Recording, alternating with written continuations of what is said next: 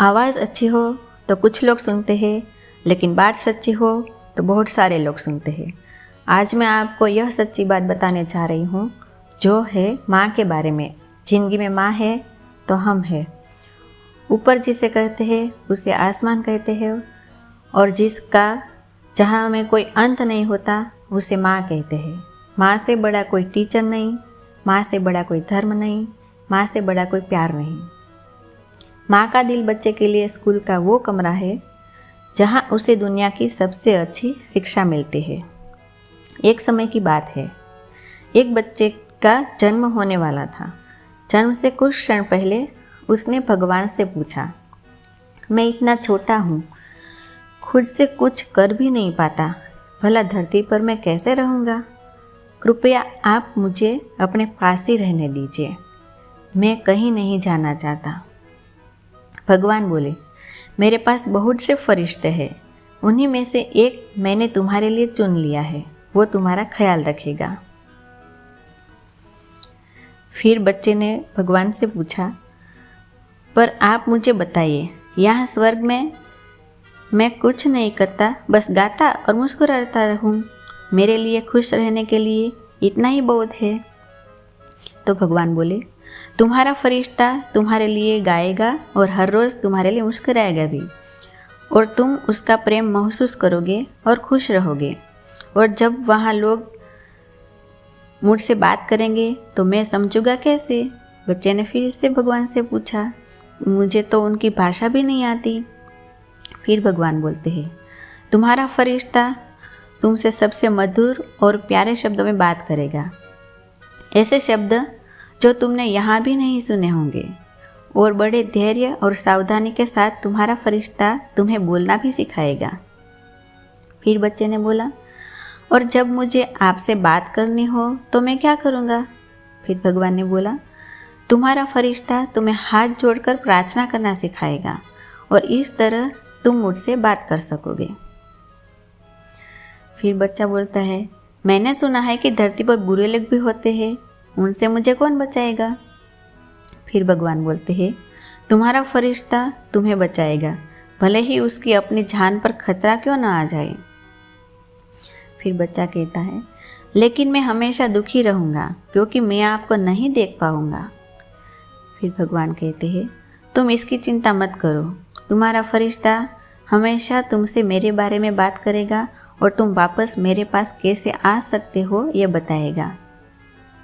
उस वक्त स्वर्ग में असीम शांति थी, पर पृथ्वी से किसी की कराहने की आवाज़ आ रही थी। बच्चा समझ गया कि अब उसे जाना है, और उसने रोते रोते भगवान से पूछा, हे ईश्वर, अब तो मैं जाने वाला हूँ, कृपया मुझे उस फरिश्ते का नाम तो बता दीजिए। भगवान बोले, फरिश्ते का नाम का कोई महत्व नहीं है, बस इतना जानो कि तुम उसे माँ कहकर पुकारोगे। थॉमस अल्वा एडिसन को आज कौन नहीं जानता? थॉमस अल्वा एडिसन ने बल्ब का आविष्कार किया था। अगर उनकी सफलता की बात की जाए तो उनको इतने सफल बनाने में उसकी माता का बहुत बड़ा योगदान है। पढ़ाई से लेकर उनकी इस सफलता के पीछे और किसी का नहीं बल्कि उनकी माता का ही हाथ है। बचपन में जब थॉमस अल्वा एडिसन पढ़ाई कर रहे थे, तब एक दिन वो स्कूल से अपने घर पहुंचे और सीधे अपनी माता के पास गए, और उन्होंने अपनी माता को एक पत्र दिया जो उनको स्कूल में से प्रिंसिपल ने दिया था कि अपनी माता को दे देना। उन्होंने वो पत्र अपनी माता को दे दिया और उनसे कहा कि मुझे ये पत्र स्कूल में से प्रिंसिपल ने दिया है, और उन्होंने मुझे ये भी कहा है कि तुम घर जाके अपनी माता को ये पत्र दे देना। थॉमस अल्वा एडिसन की माता ने वो पत्र तुरंत एडिसन के हाथ में से ले लिया और वो उसे पढ़ने लगी। पढ़ते पढ़ते उनकी आंखें नम हो जाती है और वो एडिसन को गले लगा लेते हैं। एडिसन को पता नहीं चलता है कि ऐसा इस पत्र में क्या लिखा है जिससे मेरी माता की आंखें नम हो गई। वो तुरंत अपनी माता से पूछता है कि माँ, इस पत्र में क्या लिखा है, मुझे बताओ। उनकी माता ने वो पत्र खोला और फिर दोबारा जोर जोर से पढ़ने लगी ताकि एडिसन भी सुन सके। इस पत्र में लिखा है, उन्होंने वो पत्र पढ़ा, थॉमस अल्वा एडिसन एक इंजीनियर बच्चा है, बहुत ही ज़्यादा इंटेलिजेंट है, हमारे स्कूल में इस बच्चे को पढ़ाने के लिए टीचर मौजूद नहीं है, इस बच्चे को हम हमारे स्कूल ने नहीं पढ़ा सकते, इसलिए आप अपने बच्चे को अपने घर पर खुद ही पढ़ाइए। उस दिन के बाद से एडिसन को उनकी माता ने घर पर ही पढ़ाया। एडिसन ने भी पूरी लगन के साथ मन लगाकर पढ़ाई की।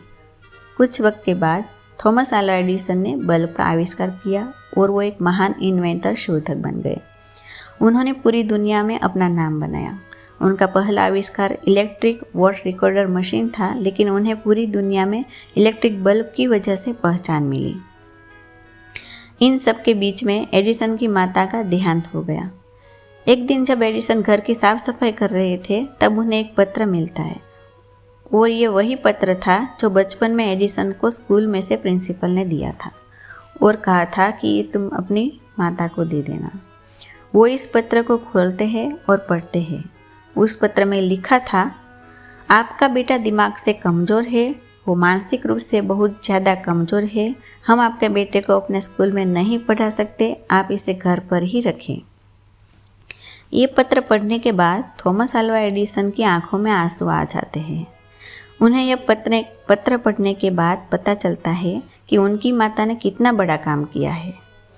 वो बोलते हैं कि मेरी इस सफलता के पीछे मेरी माँ का ही हाथ है। अगर उस दिन उनकी माता ने वो पत्र सही पढ़ लिया होता तो एडिसन इतने बड़े इन्वेंटर कभी नहीं बन पाते। शायद इस दुनिया को इतने महान इन्वेंटर नहीं मिलते और इतने सारे आविष्कार ही नहीं हो पाते। आप अपनी माँ को चाहे कोई भी बड़ा सा तोहफा दे दें, लेकिन वो उपहार उससे बड़ा नहीं हो सकता जो माँ ने आपको दिया है, और वो है ज़िंदगी। अपनी माँ से खूब प्यार करें, क्योंकि वो माँ आपको ज़िंदगी में दोबारा नहीं मिलेगी। तुम दुनिया के लिए सिर्फ एक माँ हो, लेकिन मेरे लिए तो तुम पूरी दुनिया हो माँ। मेरी माँ जैसी कोई नहीं। उसने मुझे जीवन दिया, पोषण दिया, बहुत कुछ सिखाया, मेरे लिए लड़ी और निस्वार्थ प्यार दिया। मेरे पास शब्द नहीं है कि मेरे जीवन में वो कितनी महत्वपूर्ण है। उसकी दुआएं हमेशा मेरे साथ थी, है और रहेगी। अगर आपको हमारी स्टोरी अच्छी लगी हो तो अपने दोस्तों के साथ भी शेयर कीजिए और कमेंट में ज़रूर बताइए कि कैसी लगी हमारी स्टोरी।